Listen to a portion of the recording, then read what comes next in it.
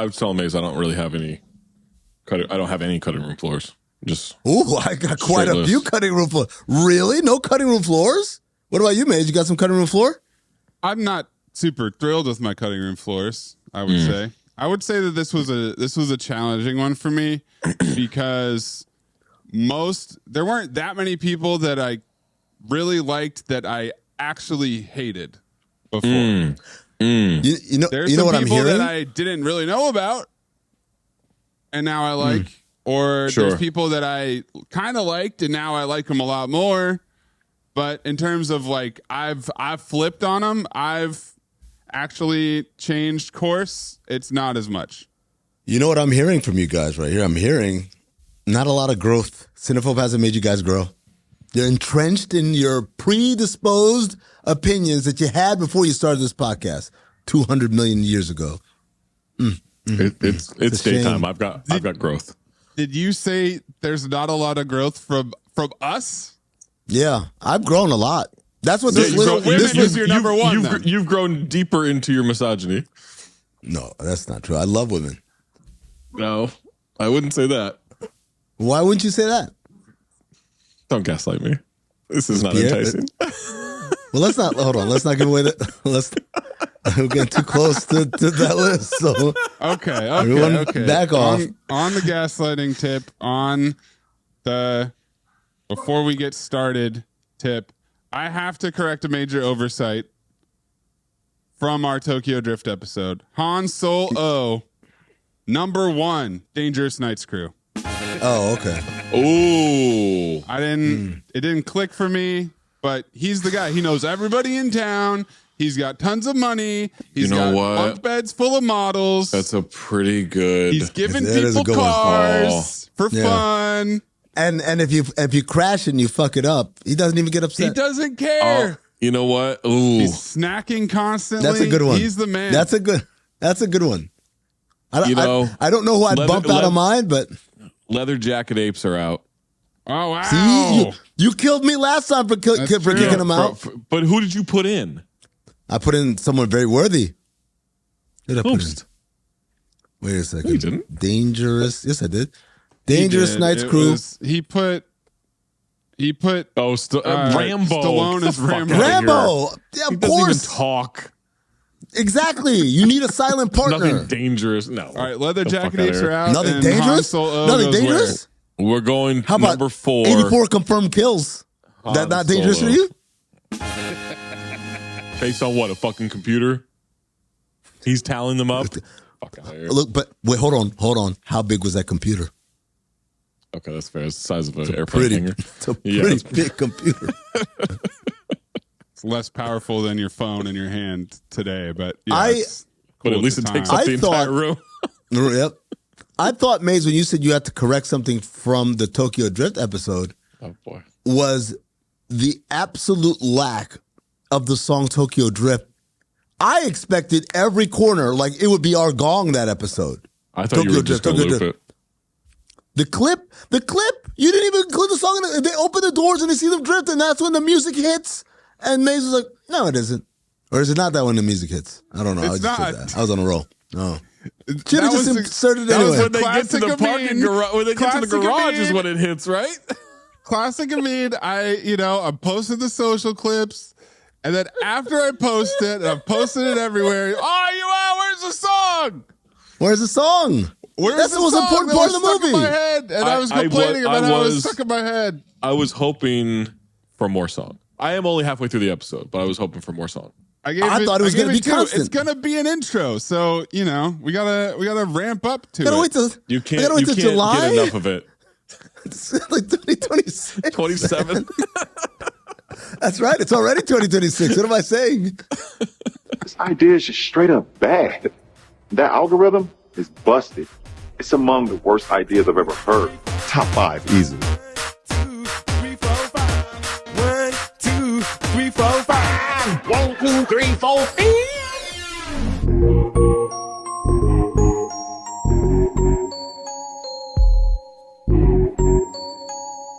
Amin's drunk this evening, y'all, but he's got 5. CT5. Welcome to Cinephobe Top 5, aka CT5. This is the companion podcast to the Top 10 in the World show, according to TV and film reviews, on every single streaming platform you can possibly imagine. We are one of the best. You know what we do? We watch movies that are poorly rated on Rotten Tomatoes, and try to ascertain whether they're accurately rated, maybe they get a fair shake.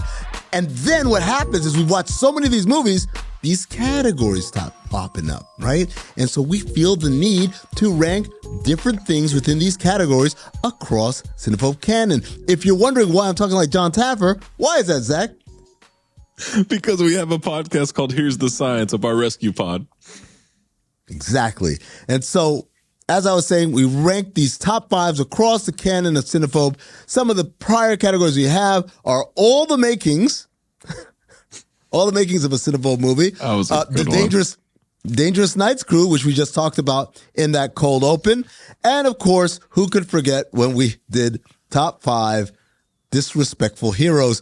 But this week, we're going to do a very specific category. Now, if you remember, a few episodes back, we did top 5 Sean Levy's. And this was based on the director, Sean Levy, apparently being someone that Anthony Mayes despises. It is apparent. It is abundantly apparent. That's a discredit to my hatred for Sean Levy. You saying apparently he hates him. I hate him. We didn't know. That was news to us. But you made it infinitely, abundantly clear. So what we did was we flipped that coin and it landed on the other side. It didn't land on its edge, like in what movie was that? Ed? Yeah. Come on, what movie was that? No, it landed on the other side, and the other side of that coin is top 5 Gerard Butlers. Now, the reason why it's the flip side is because before we did Cinephobe, I hated Gerard Butler. I thought he was a hack. I thought he was terrible. I thought his movies were awful.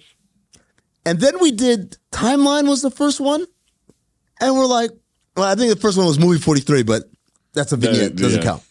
Right? So the first full-length movie we did with Gerard Butler was Timeline. And we're like, all right, I hate him, but it's like something here. I'm not hating him as much as I should. Then we did Law Abiding Citizen. And it's like, hold up. And then from there, just London is small, and now it's taken off. It's like, if there's Gerard Butler in a movie, I'm all the way in. It is super excited. He converted me from abject hater to full-throated enthusiast. That's right. Why are you guys giving me looks? Why is your throat full? Why is your dad choking at why is your dad? Which in this case, but anyways, so we're gonna do Gerard Butler's people who before we did Cinephobe, or we did not like, but From then doing Cinephobe to appreciate. There you go. The Gerard Butler saga. I can't believe that. Amin jumped on the bandwagon with that. I thought that was purely a Zach Harper thing. No, man, like the movies have actually been entertaining. I get excited when he's on screen. But it's you like, hated him as much as Zach did before. No, I really hated him. Like, we still got to do the one with Katherine Heigl, when he's like a bounty hunter or some shit. Yeah. Oh, Bounty Hunters. Bounty Hunters, Jennifer Aniston. Well, anyway, I saw that movie in the theaters on a date, and I was like, this motherfucker sucks, man. Romantic Gerard Butler, we haven't gotten into yet. I do love the idea that Amin can't tell the difference between Katherine Heigl and Jennifer Aniston. That tracks. some white chick. With a different wig on. Yeah. Did you see the blonde that was here a second ago? So what we do is we go top 5, and then we give you 2 outside looking ins or OLIs. We'll go Zach first. I'll go second. Mays goes third. Zach, what is your first OLI? So I took this a little liberty with this Gerard Butler idea. Yeah. What? It's not necessarily a hated before, but it's just a massive swing to adoration. Yes. So because I didn't hate it before, I can't put it higher on the list, even though my adoration is through the roof. Chimps and Apes. I thought, I was like, yeah, I liked Chimps and Apes before. Yeah. I trust them now with everything. I think that with everything, I think that they wouldn't require them to wear rubber. Not if they were having sex with my significant other. No, they could Memo Moreno him all day. Got it. See, this has gotten conflated into like, oh, you'd let a chimp fuck you without a rubber. It's not me. It's my significant other. It always has been that. It's always been that. I can attest. It's always been that. Yeah, No one's it's always been conflated that. No, yeah, a lot of people are. A lot of people are. listeners. People think Zach has sex with chimps and apes. Yeah. Like on the reg. Unprotected sex, excuse me. I just Unprotected sex. Yeah. Or you make them wear rubber. Right. For me. Exactly. When I'm having sex with them. Exactly. OLI. Yes, similar, Zach, in that, I don't know, hate might be too strong a word, but definitely, let me put it this way. When I heard this person would be in a movie, especially past a certain year, I'd be like, get out of here. This is going to be terrible. Don't care. Don't want to watch. And now, and particularly when this person who likes to play a lot of different characters, a wide range of personalities and characters, even voices and accents, I was like, get out of here. Now I'm like, what do we got? It's John Travolta. Oh. Yeah, I thought about it as well. I think I did have a higher opinion of him before Cinephobe started, though, because I think I avoided all of the Drek. You know what's funny, Maze, is Drek 2? I have a higher opinion. Yeah. Forever after. I have a higher opinion of him now, in part because some of these movies are truly terrible, and I can see he's not mailing it in. Yeah, I respect his commitment. Especially after seeing Anthony Hopkins in Bad Company. I mean, he's a good actor, but it's apparent this dude is, I don't care, just cut the check. And I don't feel like Travolta does that. I feel like when he goes in there, he's giving you his all. So, my first OLI. Maze, your first. CT5 Chris Rocks, the opposite of the Gerard Butler, someone I thought I liked and now I hate. Wow, you're putting Chris Rock on the Wait a second. Yeah, man.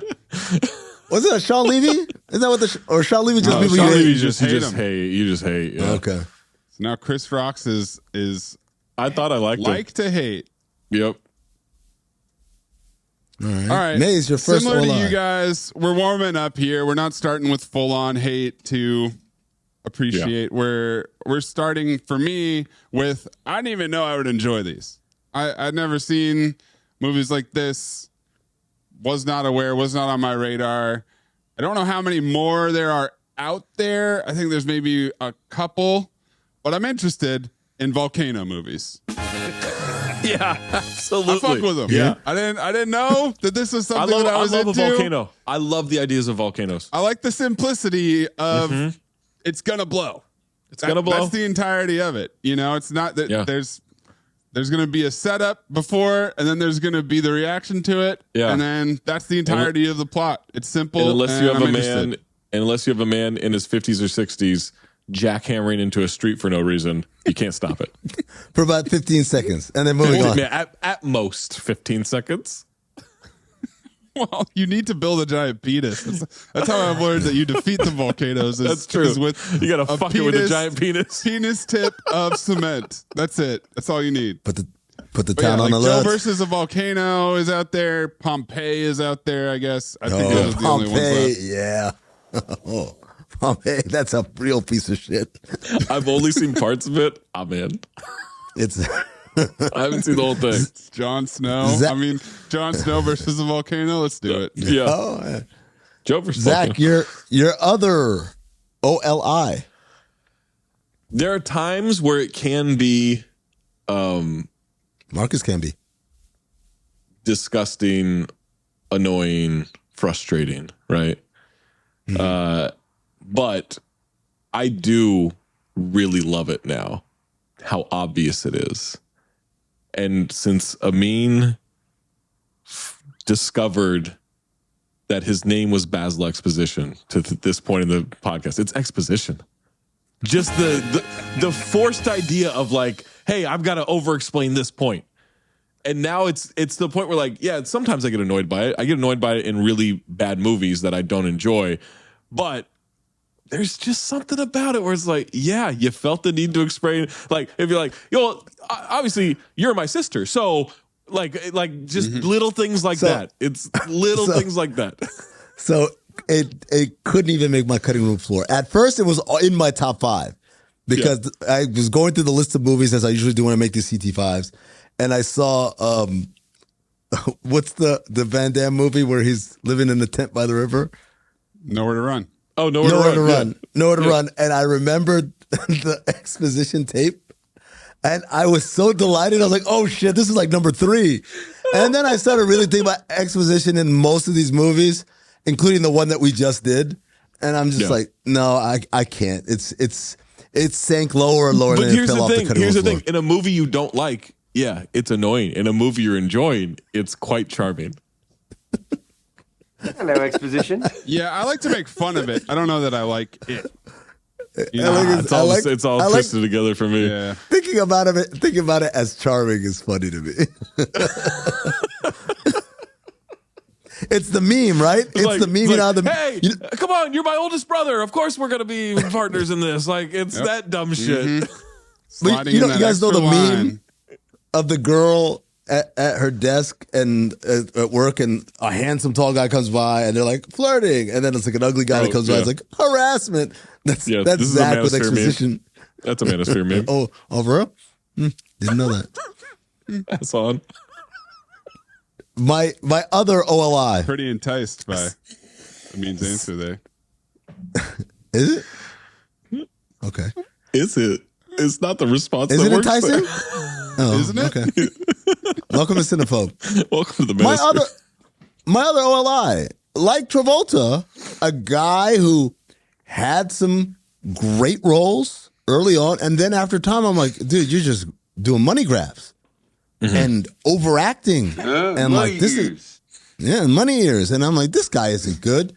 And then doing Cinephobe, same thing with Travolta. I realized, oh man, like this guy treats every job with the appropriate effort levels of someone who cares, even if the story doesn't make sense, even if the story is terrible. It's Nicolas Cage. Oh, he brings it every time. But it used to bother me, like you and Mike Ryan and all these, all these people. Oh, new Nick Cage. I'm like, guys, these movies are all awful. What are you doing? What? How can you be excited for this?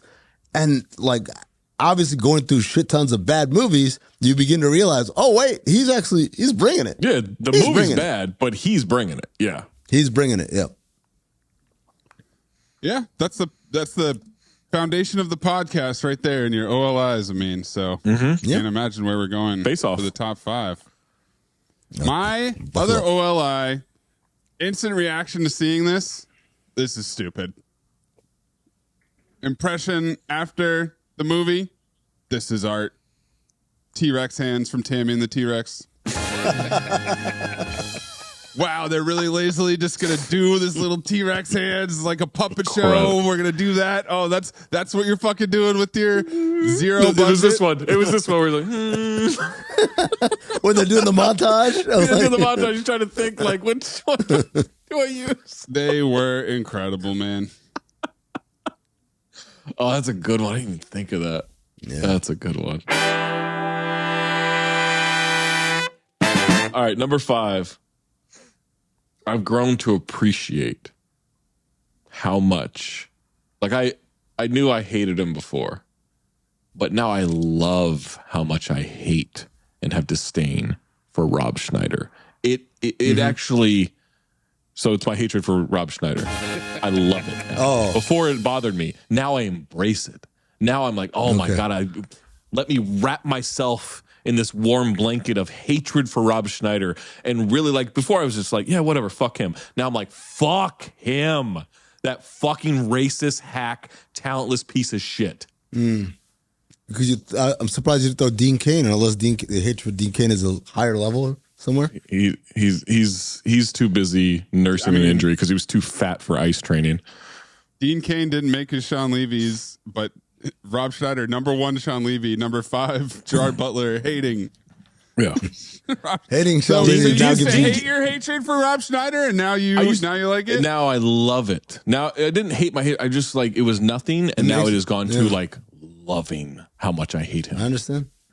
Seeing his stupid little hats he wears. He likes wearing those hats. Yeah, because he's always had a bad head of hair, so I don't know why the hat's now. Because he's so insecure. Because he's 5'1". Hat on a hack. That's right. Hat on a hack. Well done. Clap, clap, clap for Mayes. My number 5. Before Cinephobe, if you told me this fact about a movie, I would say absolutely not. Don't want to watch it. If I was forced to watch it, I'd be like, this is why. Now, very open-minded towards it. It's the 0% movie. A 0% movie before Cinephobe was an absolutely not. Now? Really? Gotti, Yeah. Johnny Be Good, Low Down Dirty Shame, Carbon Copy. I'm like, I have expectations for 0% movies now. I have expectations. Like, this could be good. I've always been intrigued. I've always been like, okay, 0%er, I got to see this shit. I love a 0% movie. And that is why I won't say I love it. As we've said many times, Zach's been training for Cinephobe his entire life. That's right, baby. Hard rain in the theater. Yeah, I don't know that I gave 0% movies that much consideration before, but I that's a good one. I like where your head's at. Because now it's like, all right, let's see what's going on here. I doubt it's 0. Like somebody's got to like this somewhere. Like this is bullshit. Yeah, why not me? All right, my number 5. To go from something so irrelevant that I barely considered it what it is, to now whenever we're sniffing around downtown LA, I am praying that we drive across the downtown LA bridge. What was the movie we did that was set in LA and like set in downtown LA? They were very close to it and they didn't show the bridge. And we're like, what the fuck are you doing? Yeah, so you had a golden opportunity right there. I mean, it's barely a landmark. It's barely a river, but it's a Cinephobe icon, and I've got more water in this cup than that river has in it. Isn't it wild that for us, the downtown LA bridge is neck and neck with the Eiffel Tower and the World Trade Center? It's ahead. Why did you do these hands? Well, I mean, it's ahead of one of those by default. I mean, kind of not fair. Someone's retired from the game, and we're still trying to compare. Forced retirement. Injuries are part of the game, Zach. Career-ending injuries. It's not retirement if it's murder. It's your freaking attitude. Is Mount Everest a Cinephobe landmark now? It's a repeat offender. It's a repeat offender. Because of Golden Child? Yes. Yeah. Do they talk about it, though? No. Yeah, it's just around. Just there. I don't know. If it didn't tell us that it's the tallest mountain in the world, I'm not really sure. Breckenmeyer. I was trying to think of that name last night. I was thinking of Brock. That's all that was in my head was Brock. Is he on your list? Or 9/11. 9/11 shook that mememory for him. He's not on my list. What happened there was you guys were talking about Mount Everest. You're like, well, they didn't talk about him, right? He was just like Mount Everest just around, and I was like, yeah, I see Breckenmeyer around. That's what I was thinking. And I was like, Breckenmeyer's who I was supposed to come up. That name I was coming up with last night. What was the conversation? Had Tourette's and couldn't wait for us to stop this Mount Everest conversation because you had to shout out your number 4. Breckenmeyer. No, I don't like Breckenmeyer. I fucking hate that dude. Yeah. What? In real life? He's so smarmy looking. He's so short and smarmy. Love him forever. Sure. All those commercials. He's so smarmy in public. Yeah. Zach, what's your number 4? If it's not my number 4 has been said already, but I didn't feel I could move it up. It's John Travolta. Liked him before, but kind of thought like, not a lot of these movies I want to see. Now I appreciate all of them. The dedication. Here's the true sign of it. Yep. Here's the true sign of it, Zach. I'm in a place now where I'm disappointed when I see Travolta movie doesn't qualify. For instance, The Taking of Pelham 1, 2, 3.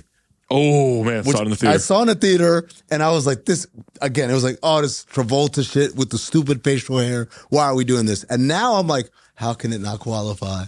It's the perfect Cinephobe movie. Or I see these random movies on like Peacock or whatever that I didn't know existed with him, like the one with him in a speedboat. And then I get super excited, like, oh, I got to write that down for a future Cinephobe. Yeah. Not on my list, but I thought about it. Johnny Travs. 51 and 52%. Oh. Propel him? Oh. Damn, man. That movie sucked. You guys want to do it and file it? Yeah, I know I would file it. But I know at the time I was like, this movie sucks. Yeah. But at the time, I didn't appreciate John Travolta. Yeah, that's what it was. Number 4 for me. All right, so a lot of people are going to listen and like, I mean, that kind of sounds a lot like number 5. Nope, it's very different. You got to listen. We do bad movies on Cinephobe. Sometimes those bad movies turn out to be really good, like the 0% movies I just named in the last section. But a lot of times these bad movies are actually just bad movies, right? However, there's a certain subset of bad movies that are so bad, not just because they're poorly acted and poorly written, but also like poorly put together. This isn't a movie. This is just things happening. Like Teddy Rex, for example. It's not a movie. Like, that's not how you make movies, good or bad.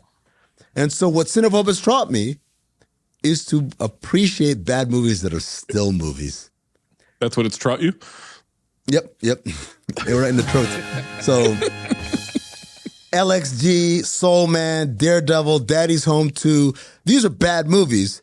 Soul Man. At least they're bad movies, but at least they are movies. They have a story, they have a beginning, middle, and end. They have an arc, they have a plot. Like they're done standardly, and there's just a bad movie. Right. As opposed to the bad movies that we've done that aren't movies. They're just shit. Like Cats. Yeah, at least you made something here. Like you really made something. Yeah. I like that. That's a good pick. Okay. My number 4. He's literally a punchline. He's the Johnny Drama of real life. He's only famous because of his brother. But he cooked up an incredible all-time banger of a song that I have listened to hundreds of times and never get tired of. It's Frank Stallone. The Frankster. Incredible. The Frankster. Who would have thought that he would be that's this revered on this podcast? Certainly not me. I'll tell you why I liked Frank Stallone before Cinephobe. When VH1 used to do I Love the 80s or I Love one of those shows, he was one of the people they had on, and that dude was funny, man. He was funny and he's sharp. He's witty. He's not slow like Sly. And I was like, this dude's cool, man. I just got I took a shine. I took a shine to him, man. I like the Frankster.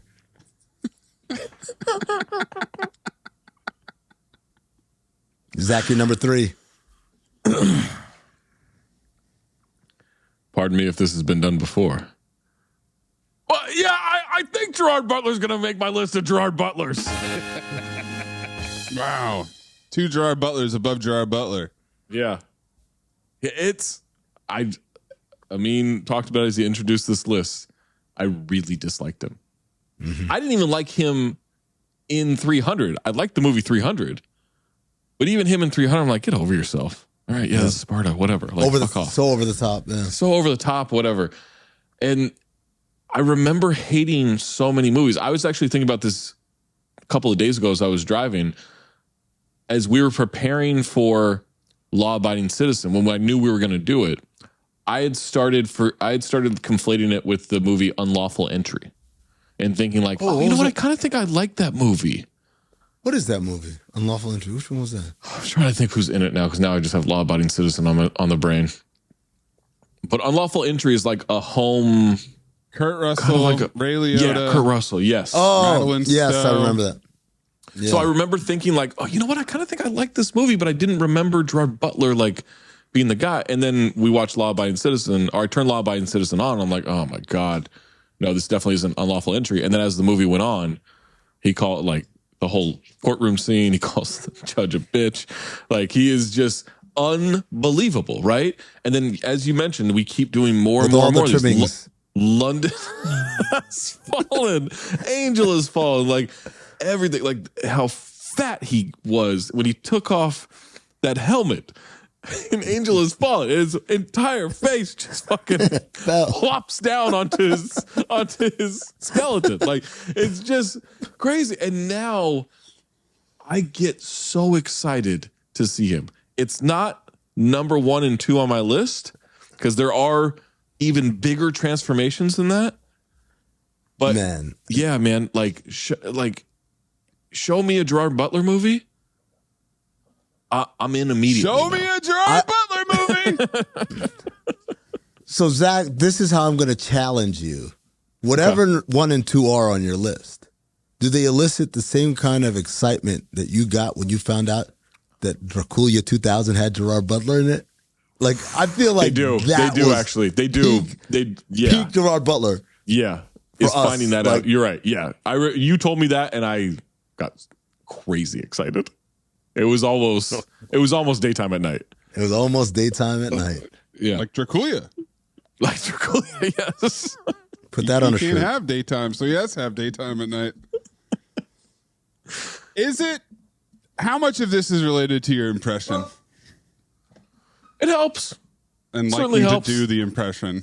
And how much you dislike the impression. It all helps, for sure. I was thinking as you were talking just now, should I put Zach's Gerard Butler impression on my list? Charles Levy's? Oh, on your Chris Rock list? I appreciate it more. I'm doing it myself. Growing. I'm participating.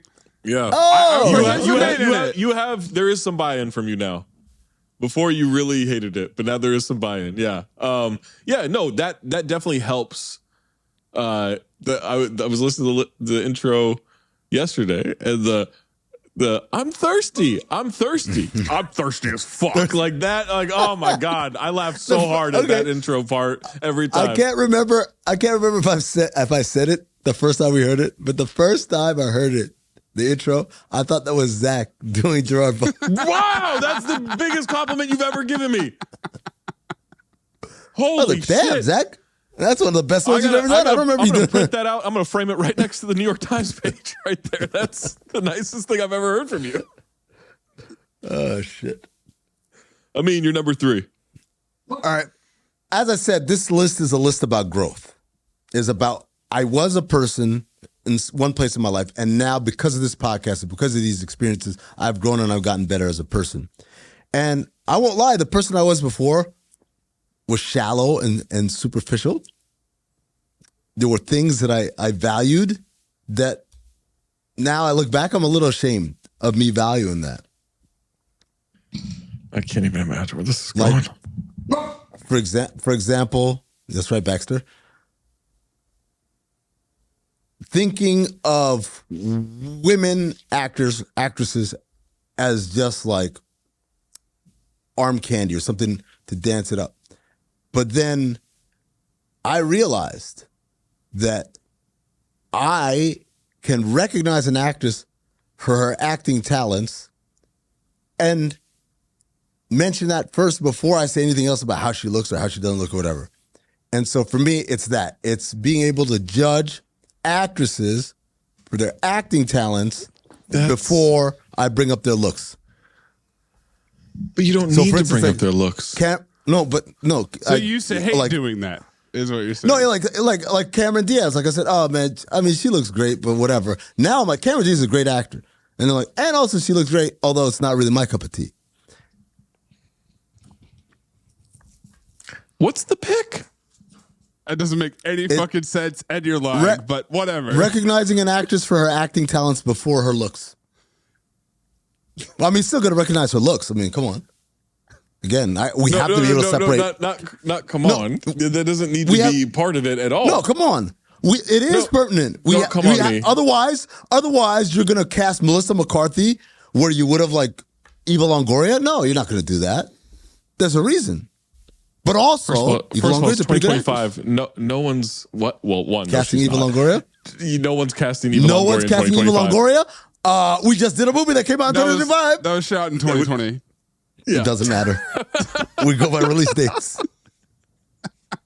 You guys are ageist, is what you're doing.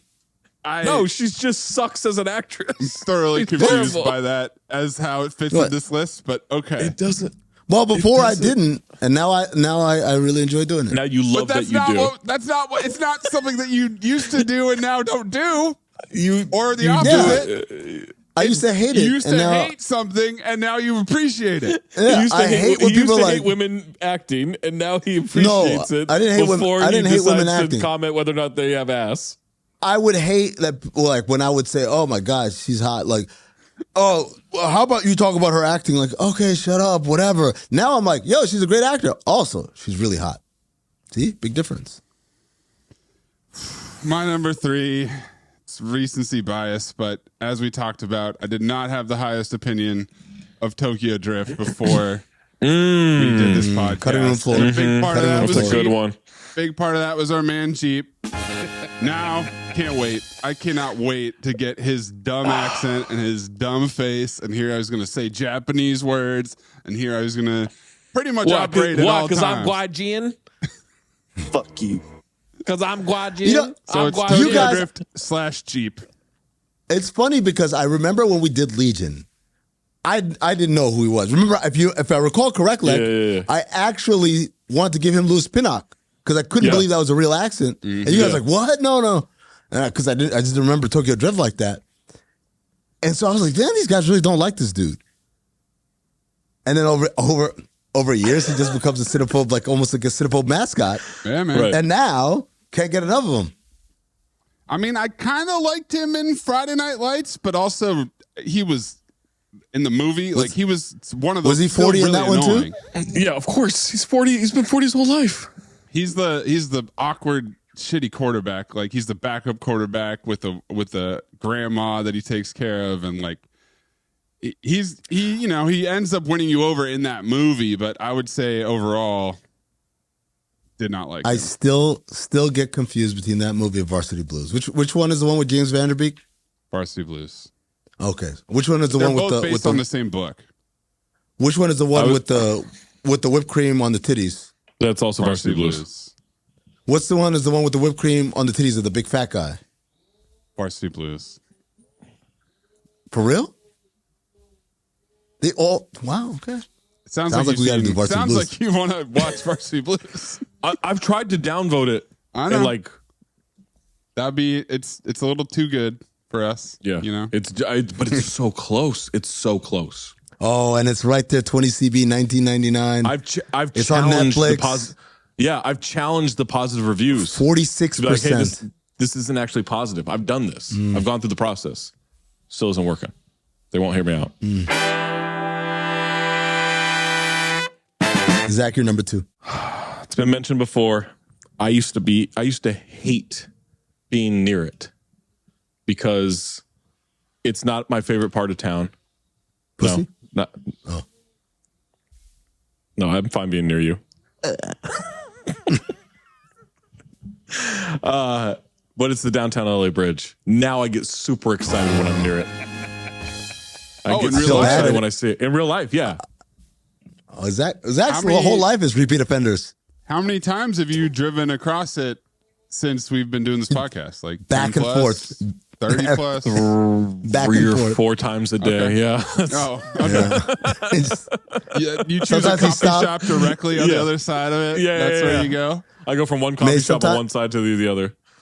Sometimes he stops and just sits at that bridge in the middle. Feels underneath if there's a cell phone. Bridge, That's right. that bench in the middle. Yeah. Yeah. Yeah. I used to hate being over there because it's just like kind of an ugly part of town and there's not like a whole lot to do over there. Usually I'm having to go to like some bullshit thing to be over there. Now, if I'm by it, feel at home. You got the Brooklyn Bridge, you got the Golden Gate Bridge, and you got the LA Downtown Bridge. Yep. Holy Trinity of best. bridges. Yep. My number 2 is one that's been mentioned earlier, but for a slightly different reason. See, Zach, you had primates because you genuinely love primates. You discovered you love primates. I'm rather indifferent towards primates, but I won't lie.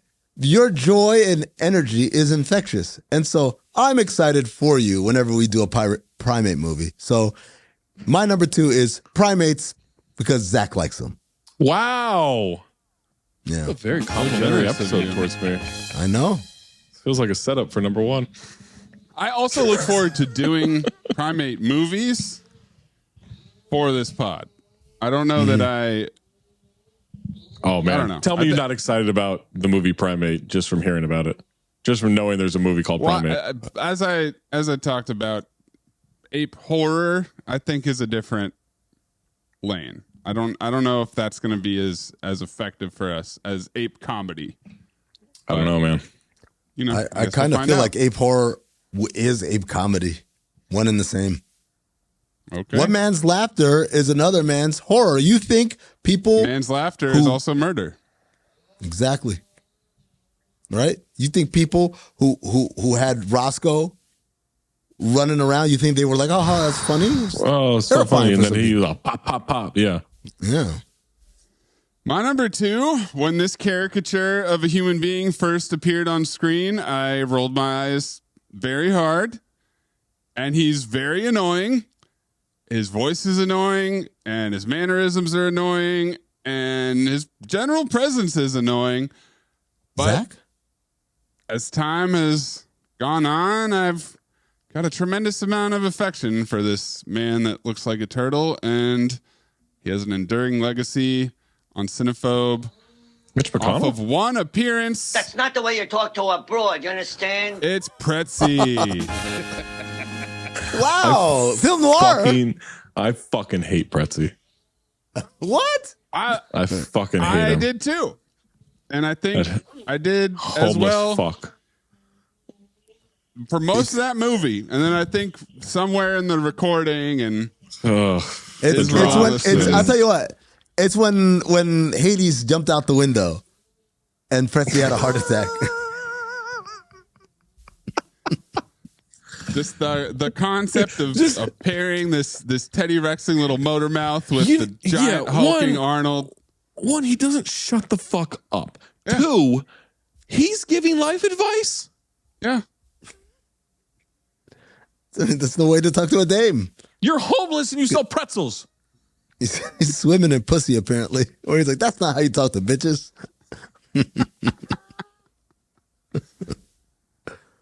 Now cut it out. He's number 2, man. He's a legend. God. Oh, God, I Zach, hate him. what's your number 1? By the way, downtown LA Bridge over Gerard Butler is pretty fucking crazy. There's no way you're as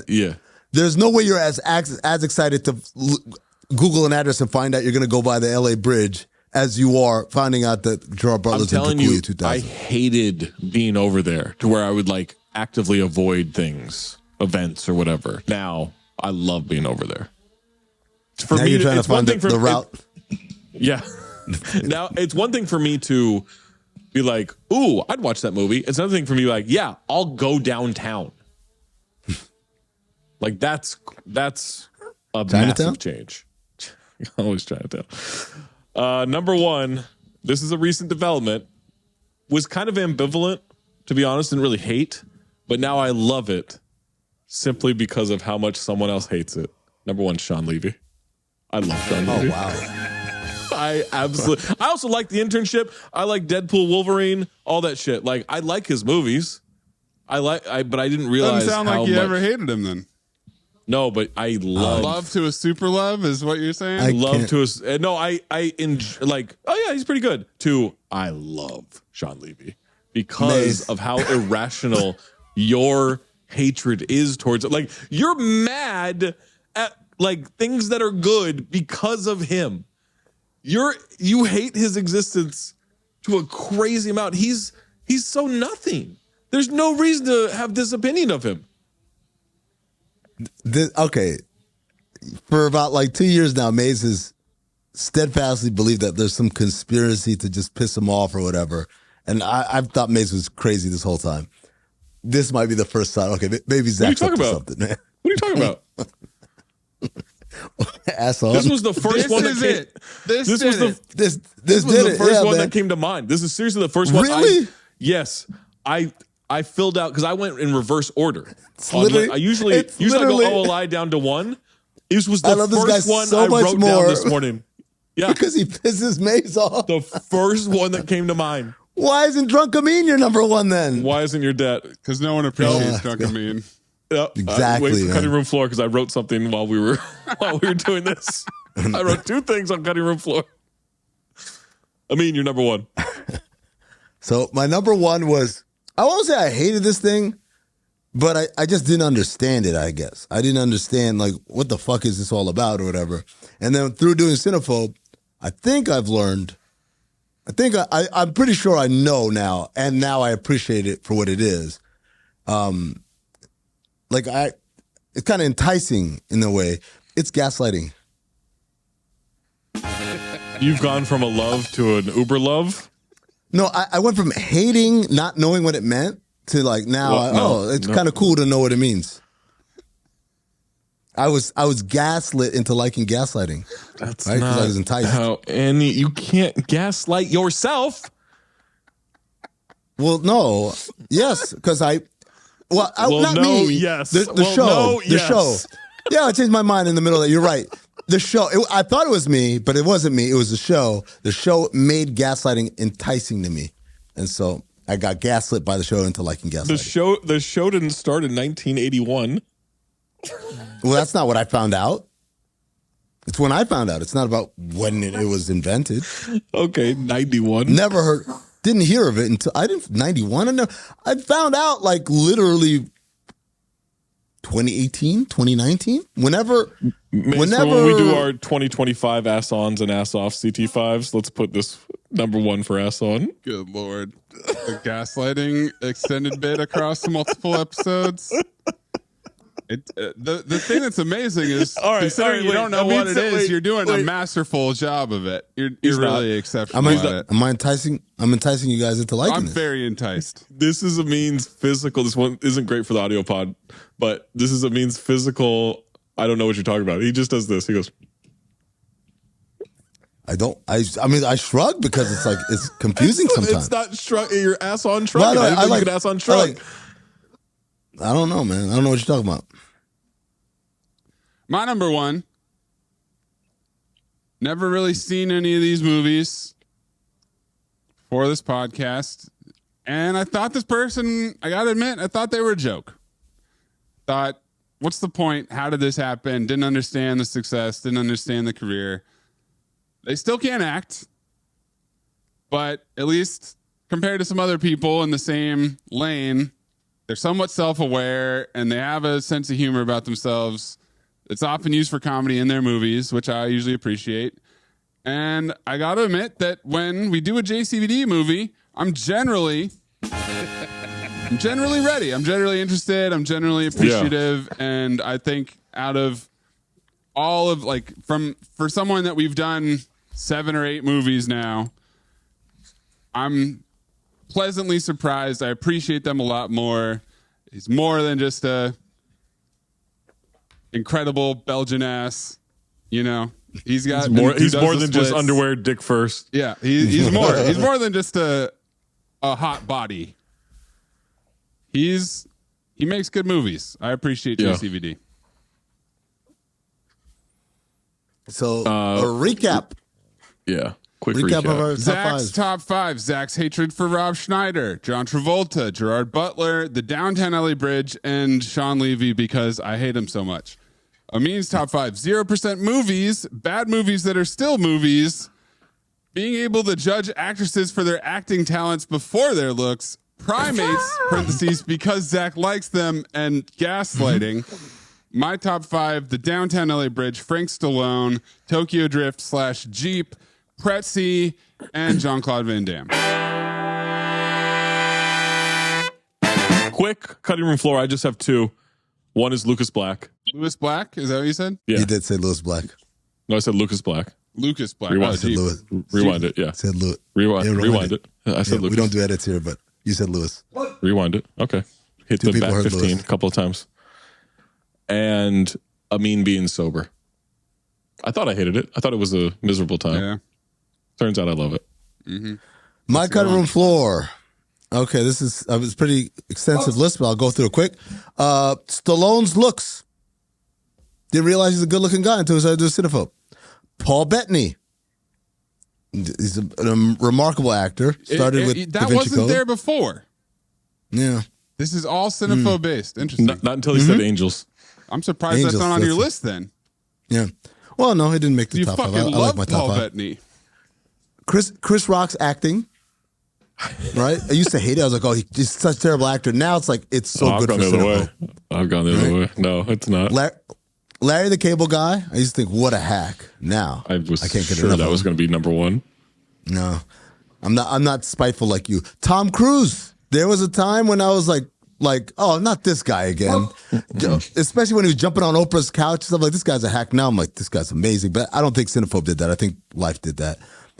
Quick movies. I used to be disappointed to see a movie's 90 minutes. Like, this whack shit. Like, they didn't have enough material. Like, oh yeah, 2.5 hours. When Lord of the Rings came out, it was like 3 hours. That's what I'm talking about. Now, gross. quick movies, a godsend. Horror movies, again, great for Cinephobe. Racist protagonists. I find that many of the portrayals of racist protagonists are actually pretty entertaining. Spiting a coworker. Used to think that was just petty and beneath people. Now, that's evidenced by Zach's number one. I see the incredible humor in it. Bad grammar, specifically, We Gotta Fled. Old cliches. Used to be so overdone and now I get so excited when I hear them. And also, Oakley Shades. Oh, I used to think they were corny, but now anytime I see Oakleys in the movie or in the wild, I take pictures and I send them to Zach.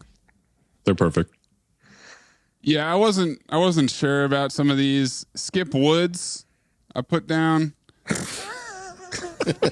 Joe Esterhaus. Thought about Joe Esterhaus.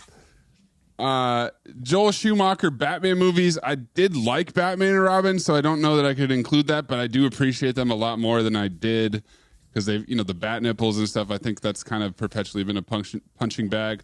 Post Highlander 2, Christopher Lambert. It's a can of magic. I drop one of I'm those. weirdly interested by his lazy eye and his bad hair and his futuristic jeans. God.